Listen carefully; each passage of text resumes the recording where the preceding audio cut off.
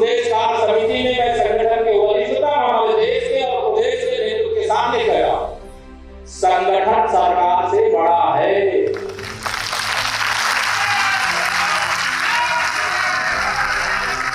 संगठन से बड़ा कोई नहीं होता। भारतीय जनता पार्टी में संगठन बड़ा या सरकार? उत्तर प्रदेश के डिप्टी सीएम केशव प्रसाद मौर्य के बयान पर सियासी गलियारे में चर्चाओं का दौर जारी है। पार्टी के भीतर और बाहर लोग केशव प्रसाद मौर्य के इस बयान के अलग अलग मायने निकाल रहे हैं। हालांकि ये पहली बार नहीं है जब बीजेपी के भीतर से इस तरह की बातें उठी हों। बीजेपी गठन के बाद से अब तक सरकार और संगठन के झगड़े में 2 मुख्यमंत्रियों की कुर्सी तक जा चुकी है। इनमें पहला नाम यूपी के पूर्व मुख्यमंत्री कल्याण सिंह तो दूसरा नाम मध्य प्रदेश के मुख्यमंत्री बाबूलाल गौर का है। दोनों की कुर्सी जाने की कहानी को आइए इस रिपोर्ट में विस्तार से समझते हैं। नमस्कार, मैं यशस्वी जोशी स्वागत करती हूं आपका यूबी ई मीडिया की पेशकश सियासत नगरी में, जहां हम आपके लिए लेकर आते हैं सियासत के गलियारों से वो खबरें जिनसे आप अनजान हैं। पहली कहानी यूपी के ही कल्याण सिंह की है। 1997 में बीजेपी के सहयोग से मुख्यमंत्री बने मायावती ने जब रोटेशन के आधार पर इस्तीफा देने से इनकार कर दिया, तब कल्याण सिंह मुखर उठे। बीजेपी ने पहले बीएसपी से समर्थन वापस लिया और फिर निर्दलीय और बीएसपी के बागी विधायकों के सहारे सरकार बनाने का दावा पेश कर दिया। राज्यपाल ने कल्याण सिंह यादव का दावा स्वीकार भी कर लिया और इस तरह कल्याण सिंह 21 सितंबर 1997 को दूसरी बार राज्य के मुख्यमंत्री बन गए। उस वक्त कहा गया था कि कल्याण सिंह के इस कदम से बीजेपी हाईकमान, खासकर तत्कालीन प्रधानमंत्री अटल बिहारी वाजपेयी खफा थे। पीएम मायावती को ही मुख्यमंत्री रहने देने के पक्ष में थे। हालांकि समय बीतता गया और 1999 का लोकसभा चुनाव आ गया। चुनाव प्रचार के दौरान कल्याण सिंह ने एक बयान दे दिया जिसने बीजेपी के भीतर की लड़ाई को बीच मैदान में ला दिया।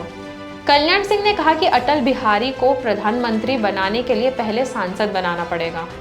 वाजपेयी उस वक्त यूपी के राजधानी लखनऊ से लोकसभा का चुनाव लड़ रहे थे। खुद तो वाजपेयी इस चुनाव में जीत गए, लेकिन यूपी में बीजेपी की करारी हार हो गई। हार के बाद कई नेताओं ने कल्याण सिंह के खिलाफ मोर्चा खोल दिया। पार्टी नेताओं ने सिंह पर संगठन की अनदेखी और सरकार में अपने महिला मित्र, जिन्हें कल्याण सिंह ने माता सीता का दर्जा दिया था, उन्हें तहरीर देने का आरोप लगाया। कल्याण कैबिनेट में शामिल मंत्री देवेंद्र नाथ भोले ने सरकार के रवैये से नाराज होकर मंत्री पद से इस्तीफा दे दिया। शुरू में कल्याण सिंह अपने समर्थक विधायकों के दम पर इन मुद्दों को नजरअंदाज करते रहे, लेकिन अंत में बीजेपी हाईकमान ने उन्हें हटाने का फैसला कर लिया। कल्याण सिंह की जगह पर पार्टी के राम प्रकाश गुप्ता को मुख्यमंत्री बनाने का फैसला किया। कल्याण पार्टी के इस फैसले के विरोध में खड़े हो गए, जिसके बाद दिल्ली से पार्टी ने प्रमोद महाजन को लखनऊ भेजा। प्रमोद महाजन के जाने के बाद कल्याण सिंह इस्तीफा देने को मान गए। इस्तीफा देते हुए उन्होंने पार्टी पर ब्राह्मणवादी होने का आरोप लगाया। बाद के दिनों में अनुशासनहीनता के आरोप में कल्याण सिंह को पार्टी से भी बाहर कर दिया गया। इसके बाद बाबूलाल गौर को भी इस्तीफा देना पड़ा। ये कहानी नवंबर 2005 की है। मध्य प्रदेश के मुख्यमंत्री थे बाबूलाल गौर। उन्हें उमा भारती का करीबी माना जाता था। अगस्त 2004 में उमा की जगह पर उन्हें ही मुख्यमंत्री की कुर्सी मिली थी, लेकिन पार्टी के भीतर उनको लेकर सब कुछ ठीक नहीं था। पार्टी संगठन का कहना था कि बाबूलाल गौर किसी की सुनते नहीं हैं और आने वाले चुनाव में इसका नुकसान हो सकता है। मध्य प्रदेश के सियासी गलियारों में उस वक्त बाबूलाल को बुलडोजर मुख्यमंत्री की कुर्सी मिली थी। गौर बुलडोजर के सहारे अतिक्रमण हटाने का आदेश देते थे। उनका यह फैसला खूब लोकप्रिय हो रहा था, लेकिन उनके काम की स्टाइल ने संगठन की टेंशन बढ़ा दी थी। इसी के बीच मध्य प्रदेश की सक्रिय राजनीति में उमा भारती की एंट्री हो गई। सियासी गलियारों में खबरें उड़ने लगी कि भारती ने गौर को सीएम कुर्सी छोड़ने के लिए कहा है। इसी बीच गौर ने भारती के खासम खास सुनील नायक को कैबिनेट से हटा दिया। इसके बाद मध्य प्रदेश में बीजेपी के संगठन और सरकार का विवाद तूल पकड़ लिया। हाईकमान के बीच बचाव की कोशिश की, लेकिन सफलता नहीं मिली।